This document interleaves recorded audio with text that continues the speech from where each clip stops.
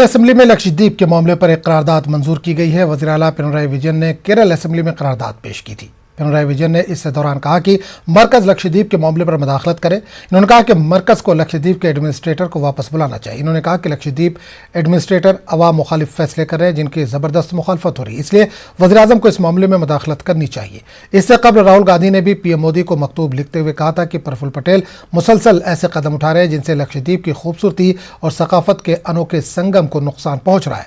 राहुल ने भी इस मामले में मुदाखलत की अपील की थी।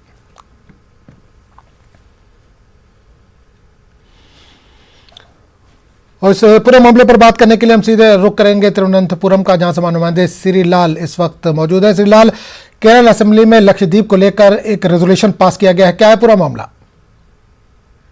मुख्यमंत्री ने ये रेजोल्यूशन आज असेंबली में लेके आया था और एकमत जोड़ के असेंबली में ओपोजिशन और ट्रेजरी बेंचेस से एकमत जोड़ के ये बिल ये रेजोल्यूशन पास कर दिया था, क्योंकि बीजेपी का कोई भी असेंबली नहीं है और बाकी पूरा लोग जितना भी लोग थे वो सब ये रेजोल्यूशन के सहमत में थे। रेजोल्यूशन में दो चीज है, एक तो एडमिनिस्ट्रेटर जो कर रहे हैं उसके खिलाफ एक जगह पे उसके खिलाफ बोल रहे हैं, और दूसरा इस द्वीप का जितना भी आप निवासी है उनके साथ केरला का असेंबली और केरला का जनता एक साथ जोड़ के उनके साथ है, ये बोल के ये दोनों चीज इंक्लूड करके ये रेजोल्यूशन लेके आया था और एक साथ जोड़ के पारित कर दिया था। उसमें आरोप यह है कि आजकल जो वहां पे द्वीप में जो भी हो रहा है वो ये कॉलोनियल पीरियड में ब्रिटिश राज के टाइम पे जो हुआ था उससे ज्यादा हो रहा है।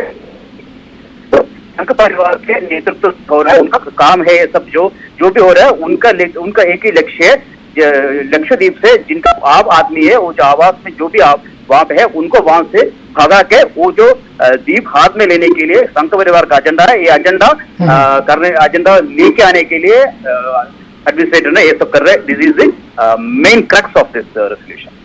चलिए, बहुत बहुत शुक्रिया श्रीलाल इस तमाम जानकारी के लिए।